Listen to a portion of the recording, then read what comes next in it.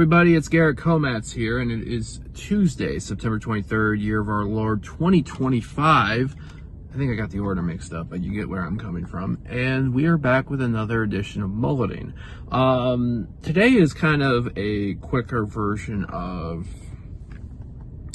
two different mood sets, depending on which Detroit sports team you follow.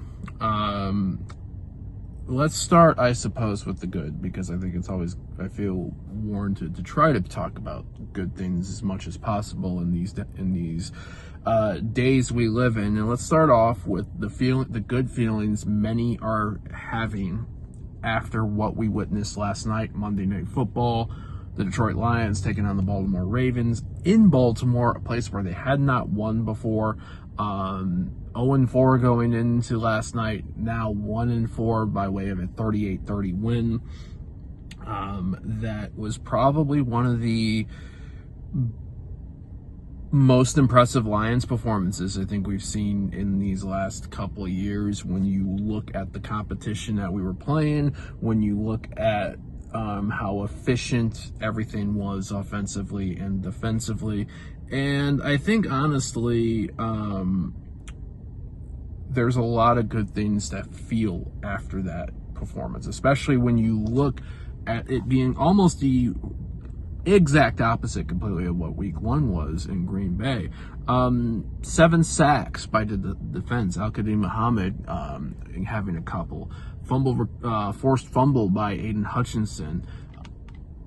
Offensively, 200 plus yards running between David Montgomery and Jahmyr Gibbs alone. David Montgomery over 100 yards, just one of his best running performances we've seen with him wearing the Honolulu blue, and another really efficient Jared Goff performance.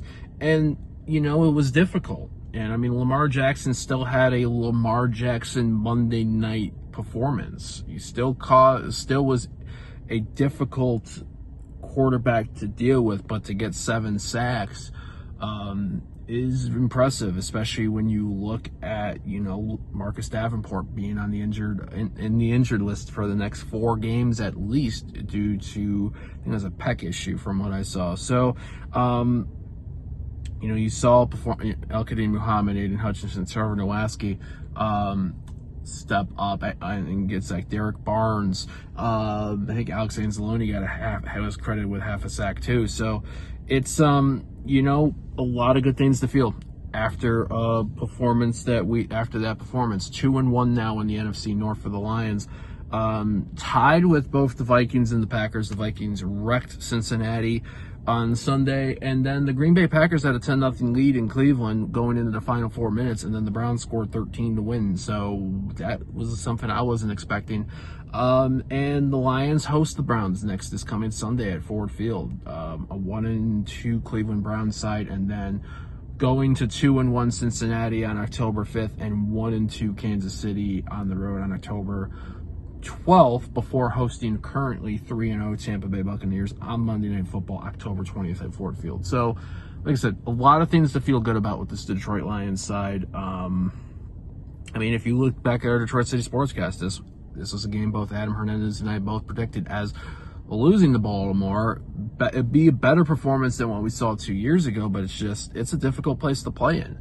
And for the fact that Baltimore has been a franchise for 30 years, technically, since the Ravens started, and this is the first time the Lions won in Baltimore, their fifth try, it tells you something. It's something to take note on and appreciate. Next up again, Cleveland Browns coming to Ford Field Sunday, September the 28th at 1 o'clock kickoff. So forward down the field for there. So we talked about the good things. Now we got to talk about the things that aren't feeling as good. I got my navy and orange on. The Detroit Tigers lost all 6 of their games at Comerica Park from Tuesday to Sunday. A 3-game sweep by the Cleveland Guardians, and then getting swept by the Atlanta Braves.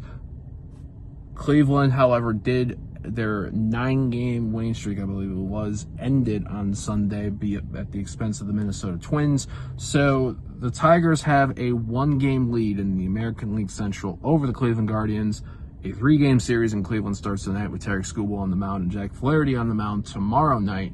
And the Guardians have a 6-4 edge in the season series. So I'll put it to you like this. If the Guardians win tonight, not only do they win, the division will be tied, but because Cleveland will have the tiebreaker, that will put them in the lead for the division. So when you also look at the American League playoff picture in the wild card, you now have, with Seattle taking the lead in the American League West, the Mariners having the tiebreaker over the Tigers, the Astros now in a wild card spot, looking into the wild card spot, because both the Guardians and the Tigers, regardless of who leads the division between those two, they would hold the last wild card spot currently. The Tigers have last few weeks, and maybe the second half of the season has put them in a precarious position going into this last week of the season, which is almost the exact opposite of the 31-13 run to finish last season that saw them get into the playoffs, despite being a seller at the trade deadline last year. And we hope that the tide can be turned in this 3-game series in Cleveland. It needs to be for this season to, one, continue and have a chance to be what we thought, have a chance to be what we think it could have been, and two, just to turn the momentum around. So 3-game series in Cleveland starting tonight. Tarek Skubal on the mound tonight, and then Jack Flaherty on the mound tomorrow. So all the best to the Tigers on there.